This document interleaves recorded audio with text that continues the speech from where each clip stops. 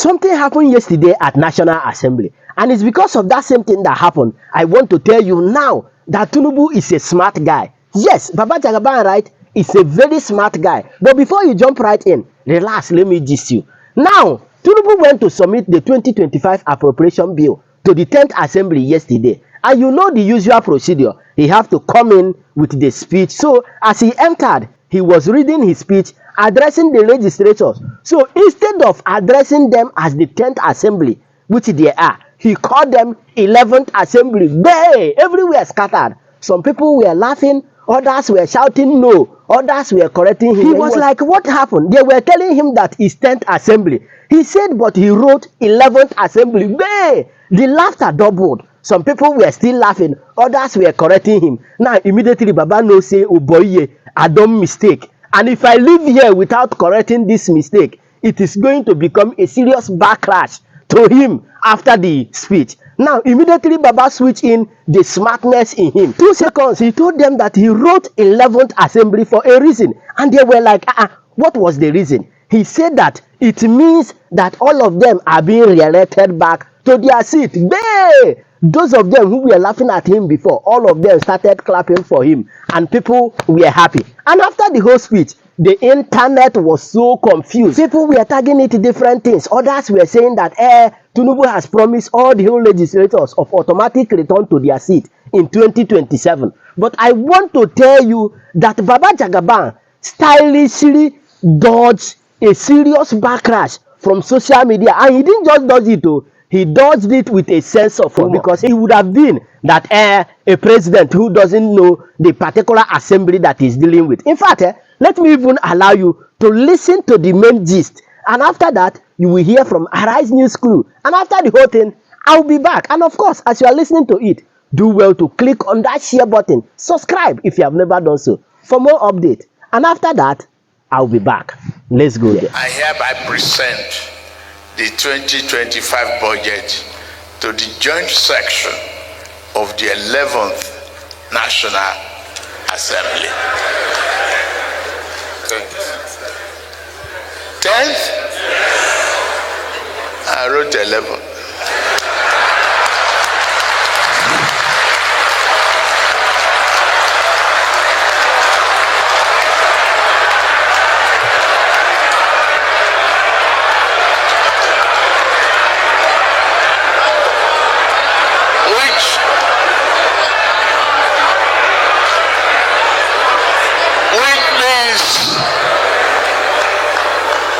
You are all re-elected.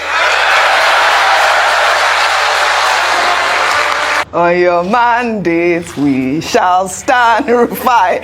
Ayo, what happened to the president here? I mean, so I watched the live broadcast. Okay, and I saw that. So immediately he said, first of all, there were many cringe moments, you know, at the yesterday that I thought maybe shouldn't have happened. For instance, the singing of "On Your Mandate We Shall Stand," almost like an anthem. You know, I'm sure that we have a diverse mix of people in the House, not only APC members. So it'll be interesting to see what the other party members have to say, or their parties have to say about them. You know, all of them singing on their mandates. But aside that, the moment he said 11th, I thought, no, I'm sure this is the 10th Assembly. And immediately, in fairness to the president, immediately he was able to catch himself when they said, when, you know, there was like heckling. What was he supposed to do? I don't understand.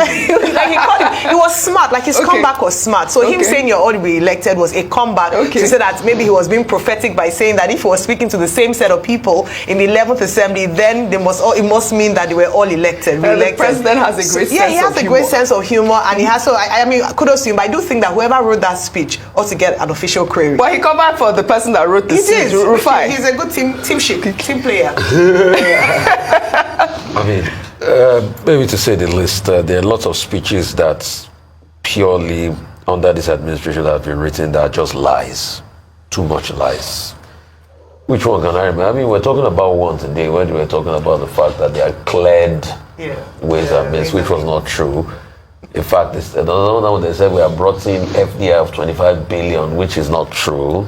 You know, there are many things. So, but like Ayo said, he gave a good comeback, you know, but he's not the one that's going to determine if they're going to be re-elected. I'm sure those lawmakers know that they have to go through a very strong electoral process and everything. And on your mandate, we shall stand thin. it's distasteful, I should say. All right.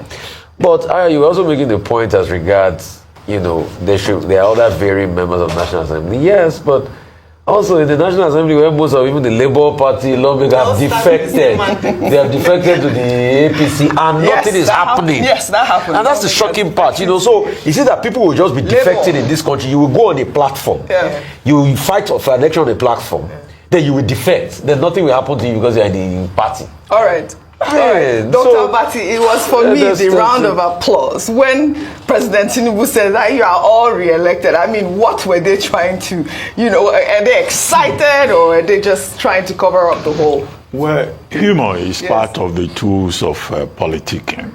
And I think that the president was being humorous there. Yes. He knows that these politicians, all of them, members of parliament, belong to different constituencies.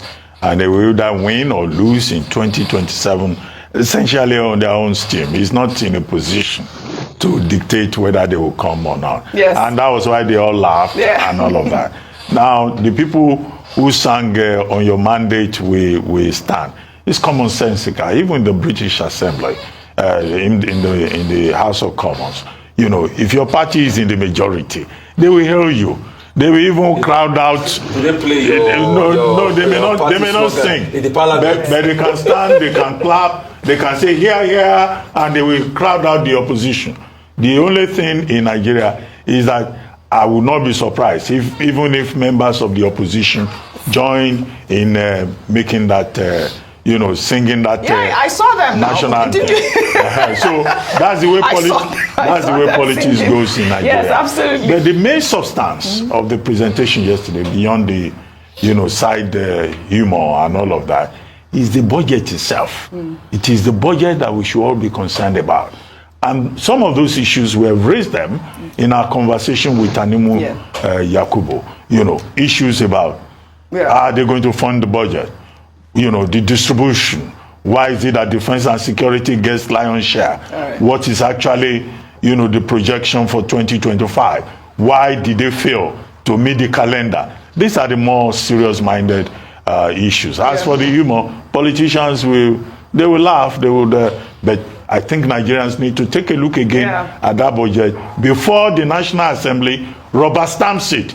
Because all that conviviality is an indication of, the fact that they will rubber stamp it. Even Senator Akpabio is already praising the budget. Yes, he's praising it, and he even praised Tinubu because I had a story of him saying that any more money to that budget too. We are begging. It's not that you go to National Assembly and they will pad it too. I was talking about. You get the point. Now, what do you think? Do you think that he actually promised all the whole legislators automatic return, as some people were alleging on social media? Or do you think it's a mistake he made and he quickly realized it and turned it back with a sense of humor? In fact, share your thoughts with me on the comment section. And of course, you know the vibe now.